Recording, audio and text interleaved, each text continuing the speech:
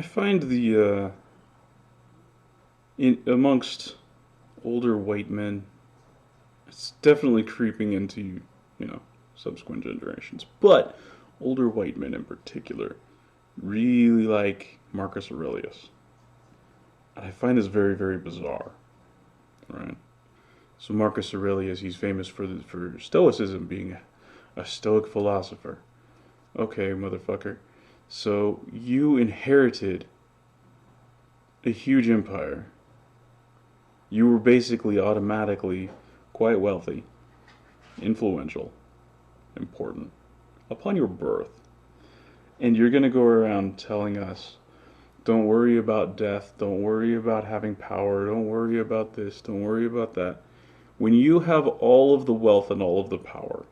And meanwhile, during your reign, what do? You go around and you start wars with everybody. Clearly, you're worrying about everything. You're what? And you co-ruled with your son. Okay, so he should pick up some. If you're really such a wise and whatever dude, in the 4 years or so that you co-ruled, he should have picked something up from you. Probably, right? Well, not so much. He turns out to be a dictator who establishes a personality cult. And then when he's assassinated, you get the Year of Five Emperors, which involved the Praetorian Guard just selling the Kaisership. Good job, Marcus Aurelius. Good job.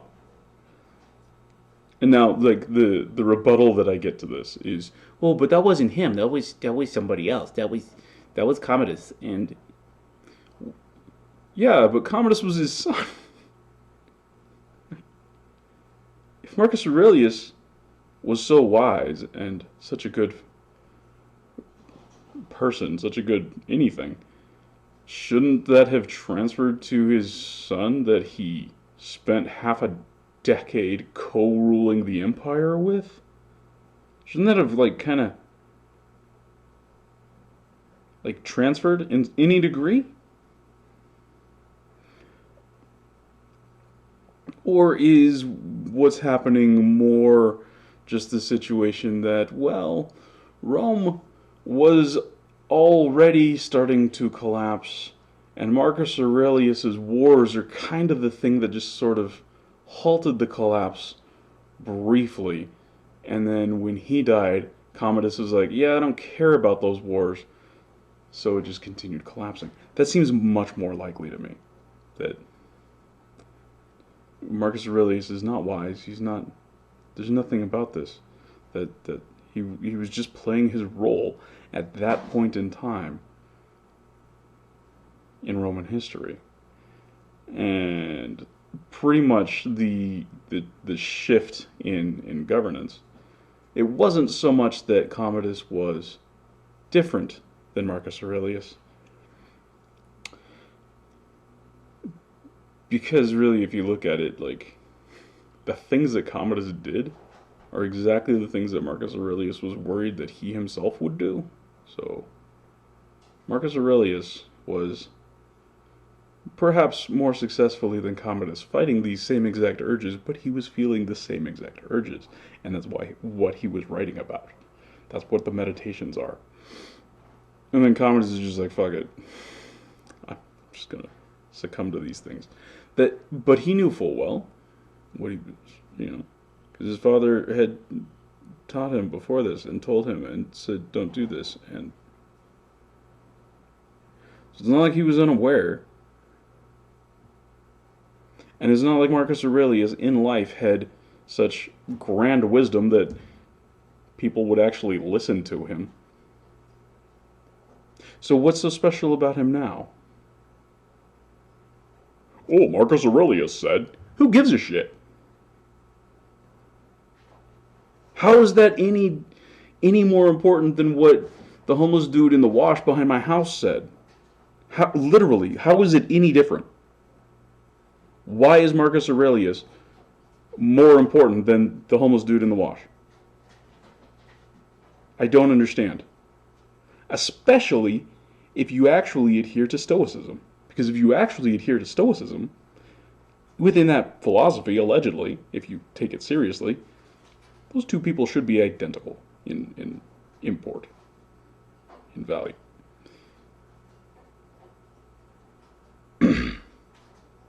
So my conclusion is that it's all just this big showy thing, and, you know, the people who are like, "Yo, Marcus Aurelius," what they're really doing is it's virtue signaling, as so many things are. It's virtue signaling, and what they're trying to do is just say, look, I know about Roman history, and that's our heritage, and this was the last great emperor, and I like what he said. He's my guy.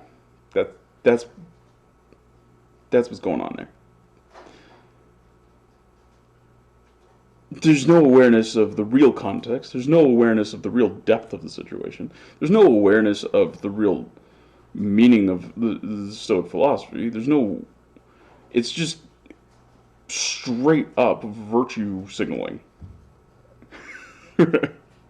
That's all it is. That's all it is. And because they're older dudes, they're boomers and whatever. They look down on because of younger generation. And, back in my day, younger people listened to their elders. Well, but you're stupid, so why should I? Serious question. Why should I listen to you when you're stupid?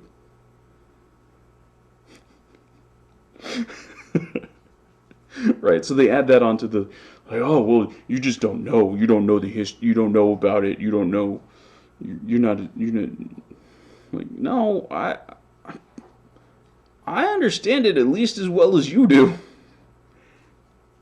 And my understanding led me to reject it as nonsense.